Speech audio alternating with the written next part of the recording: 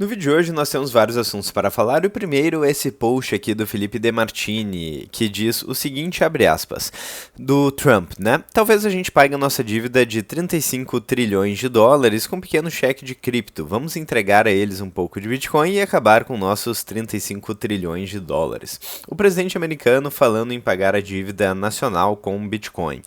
E é realmente algo relevante, fica meio dúbio aí o que de fato ele está propondo, mas o mero fato dele mencionar o Bitcoin como talvez uma alternativa para solucionar o problema da dívida americana, que é um dos principais problemas da economia mundial, talvez, não só da dívida americana, mas a gente já falou aqui em vários vídeos do canal a questão da dívida, porque o sistema fiduciário atualmente ele é lastreado na dívida desde pelo menos 1971, com o final do acordo de Bretton Woods, final da paridade dólar com ouro.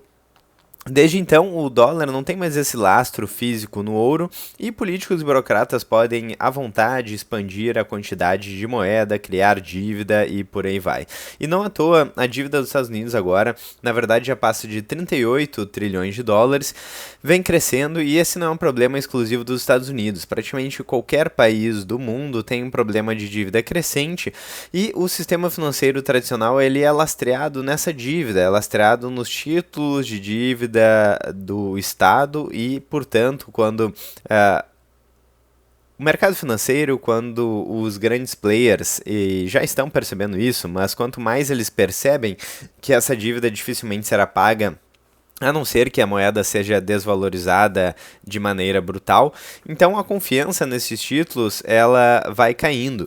Não à toa o rating de crédito dos Estados Unidos foi reduzido no ano passado. Então alternativas com escassez real, como por exemplo o ouro, como por exemplo a prata ou até mesmo o Bitcoin, vem surgindo, né? O Bitcoin que foi um dos ativos que mais se valorizou nos últimos anos aí. E a gente tem também a questão, por exemplo, da bolsa americana, que não deixam de ser ativos escassos empresas, embora talvez menos escasso do que o Bitcoin, porque o Bitcoin tem um limite máximo de 21 milhões de unidades. Na questão aí de empresas, se por acaso a gente tiver um boom em empresas, mais empresas podem ser criadas, não é mesmo? Mas o fato é que se a gente observar o que aconteceu com o SP500, que é o principal índice de ações americano desde 2008, ele não parou de subir. Então, realmente, cada vez mais pessoas estão percebendo o problema das moedas fiduciárias, da dívida, as moedas fiduciárias vêm perdendo poder de compra ao longo do tempo. Então, essa questão fica bem claro. E o Trump, que é o presidente da principal economia do mundo, falar sobre resolver o problema da dívida com o Bitcoin é muito interessante, porque, de fato, o Bitcoin se propõe a resolver o problema da dívida, como basicamente sendo um substituto às moedas fiduciárias. Então, de fato, essa é uma das coisas que o Bitcoin se propõe a fazer, no caso, ser uma moeda que não pode ser manipulada por políticos e burocratas, de forma que essa dívida toda que atualmente é criada não seja mais viável. Mas, enfim, e talvez uma questão que ele possa adotar aí seja o fato de que se o Bitcoin for utilizado como uma reserva global, como a base do próximo sistema financeiro global, aqueles países que estiverem melhor posicionados em Bitcoin podem largar na frente. E não à toa o governo dos Estados Unidos e o governo da China, talvez as duas principais potências econômicas e bélicas aí do mundo, estão aí no top 10 detentores de Bitcoin.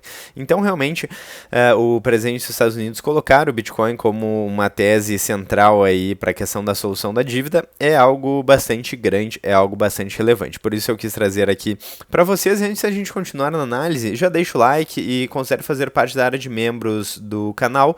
Dessa forma você apoia o canal.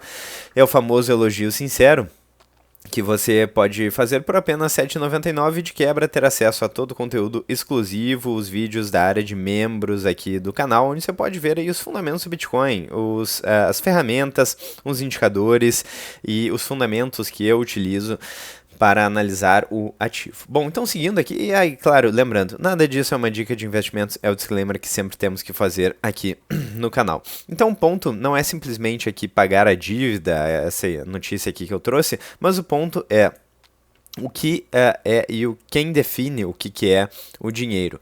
E o que está acontecendo é que um presidente dos Estados Unidos está falando em pagar a dívida com o Bitcoin, e isso significa que o Bitcoin já entrou no campo estratégico do Estado. Não é mais uma tecnologia curiosa, um ativo alternativo, um hedge marginal, é um instrumento geopolítico em potencial. E falando agora sobre a dívida impagável, a dívida americana é estruturalmente crescente. Não só americana, mas praticamente no mundo inteiro, de países que utilizam moedas fiduciárias.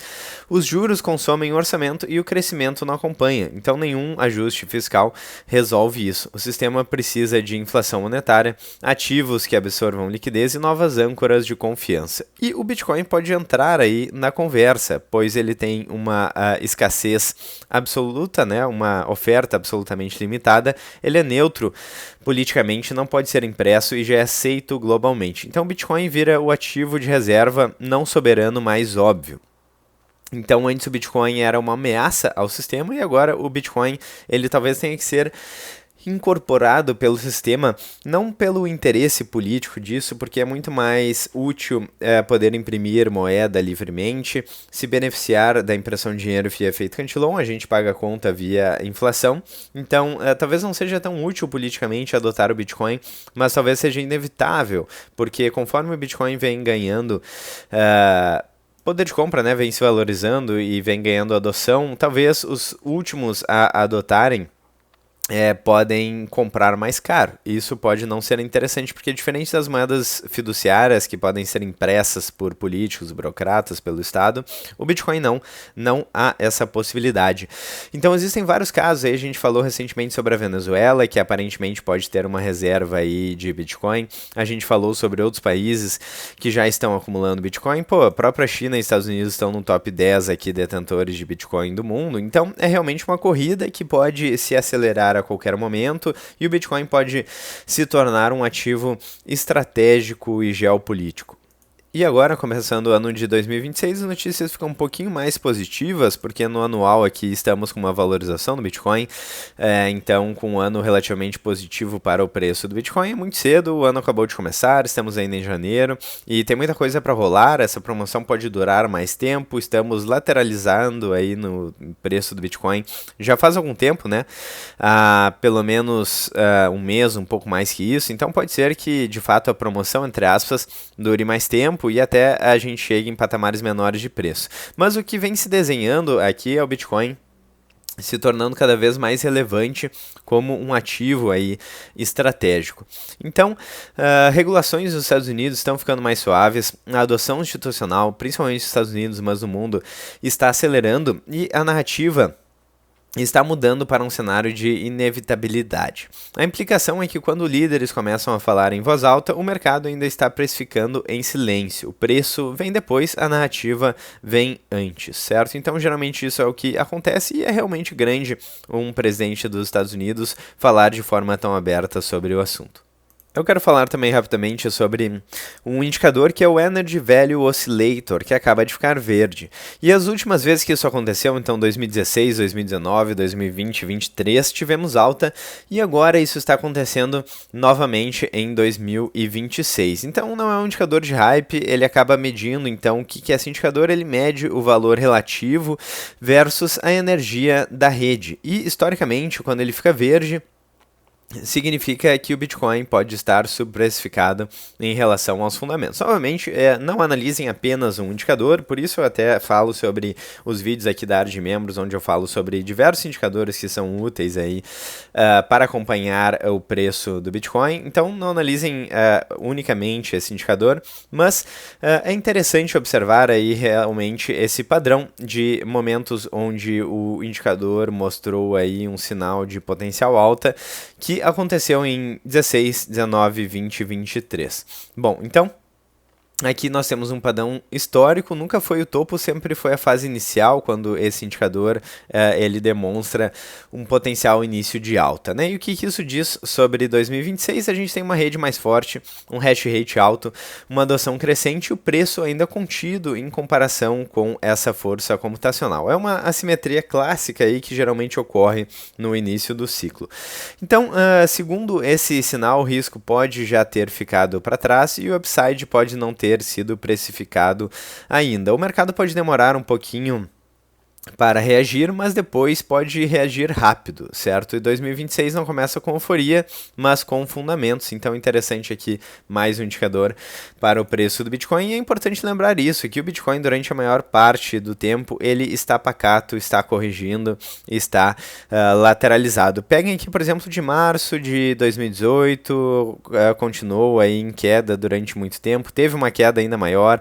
Então, desde o topo, por exemplo, de dezembro de 2017 a dezembro de 2018, 80% ali de desvalorização em dólar. Depois disso teve aí uma valorização durante um tempo, depois ficou lateralizado aí durante, enfim, mais de um ano, para só depois, durante um período curto de alguns meses, fazer o maior rally de todos, de mais de 300% de valorização em dólar. Depois seguiu para uma correção de 30% de correção e depois se valorizou de novo, mais de 80% de valorização em dólar. E assim vai. Então a maior parte do tempo no Bitcoin é pacato. É um tempo de muita insegurança, de muita incerteza, de muito medo, com quedas grandes de mais de 70%, mais de 80% de quedas em dólar. Então ainda existe incerteza e volatilidade no mercado, mas é assim que o Bitcoin se comporta ao longo do tempo. Agora, olhando aí no zoom out, no longo prazo, a adoção parece estar crescendo e o ativo parece estar se valorizando muito. Foi um dos ativos que mais se valorizou nos últimos anos. Então, na verdade, esse é o movimento padrão do Bitcoin. Se você está achando chato, pacato, se o preço não sobe, geralmente é assim que o Bitcoin passa a maior parte do seu tempo, andando de lado, sem nenhuma novidade. Aqui, se a gente pegar, por exemplo, nos últimos 12 meses, o preço caiu 4%, não aconteceu muita coisa. E é geralmente nesses momentos onde as baleias gostam mais de acumular. Eu vou falar sobre movimentos de baleias nos próximos vídeos, que tem algumas coisas interessantes também. Então, sim, tivemos uma máxima histórica em 2025, mas o preço corrigiu e nos últimos 12 meses estamos meio que no 0 a 0. E são poucos momentos onde, de fato, o Bitcoin entra nesse movimento exponencial. Então, ou você já está posicionado, ou você acaba perdendo o bonde. É assim que o Bitcoin funciona. Lembrando, né, não invistam em nada que vocês não entendem, não conhecem. Então, sempre estudem primeiro. É mais importante estudar e entender do que comprar qualquer coisa, porque geralmente, se você compra sem entender o que você está fazendo, a maior chance é que você vai comprar na alta e vender na baixa, e ter um prejuízo enorme, principalmente falando de um ativo tão volátil quanto o Bitcoin. Então, enfim, o que eu digo sempre é: estudem. É um ativo aí que está ganhando visibilidade e relevância global quando a gente tem BlackRock, quando a gente tem o presidente dos Estados Unidos, quando a gente tem a China posicionada, a Rússia e bancos estatais russos adotando o Bitcoin como um colateral, significa que pode ter alguma coisa ali. Então eu recomendo que no mínimo vocês estudem o assunto para não serem pegos de surpresa, certo? O sistema atual que nós temos, que são as moedas fiduciárias, estão com uma bomba atômica da dívida e com um colapso constante de perda de poder de compra. Então é muito importante que vocês entendam o que está acontecendo, senão o poder de compra de vocês vai ser totalmente obliterado pela inflação e vocês ficam com um risco enorme de moedas fiduciárias que estão lastreadas, que estão embasadas em uma dívida crescente. Então, considerem esse cenário, considerem que temos uma bolha da dívida, e isso pode gerar uma correção bastante relevante aí para a economia global. Então toda essa impressão de dinheiro que aconteceu principalmente pós-políticas de quantitative easing, pós-2008 e todo esse aumento aí de expansão de base monetária que geraram valorização de vários ativos, eventualmente pode mudar de direção. Então a gente tem aqui o SP500, desde as políticas de quantitative easing, se valorizando de maneira brutal. Então é muito importante que vocês entendam o cenário, entendam os riscos atuais que são altos e estejam preparados para este momento de correção. Lembrando que em uma correção forte do mercado, historicamente o Bitcoin inclusive tende a corrigir junto. A gente viu em abril de 25 o preço do Bitcoin caindo a $75.000, junto com essa correção muito forte aqui no SP500, a economia global que caiu abaixo dos 5.000 pontos. Então, A economia global parece estar se movimentando aí em ativos que podem ser um hedge para o colapso financeiro global, para a inflação. Então a gente tem, por exemplo, o ouro se valorizando mais 60% em dólar. O ouro historicamente é um ativo defensivo, ele é uma reserva de valor há milênios, existe escassez. Então é um ativo defensivo. A prata também tem escassez digital, um ativo que se valorizou mais de 150% em dólar, mas tem também uma utilização industrial e também faz parte de vários componentes eletrônicos. Então existe aí também uma disputa que envolve geopolítica em relação ao ativo, não só a escassez. Então, enfim, observem esses movimentos, porque sigam o dinheiro, follow the money, e isso quer dizer, isso acaba dando várias dicas sobre o que pode acontecer. Bom, então esse é o vídeo de hoje. Eu quero muito saber a opinião de vocês nos comentários. É sempre muito bom ouvir a opinião de vocês nos comentários dos vídeos, sentimento acerca do mercado, dos riscos e assim por diante. E vamos acompanhar, né? O Bitcoin até agora, no anual, no ano de 2026, parece ter começado o ano com o pé direito e vamos continuar observando qual será o movimento aqui do ativo em 2026. Eu vou ficando por aqui. Vejo vocês ainda hoje ou amanhã no próximo vídeo do canal. Espero que vocês tenham gostado. Um grande abraço e até breve.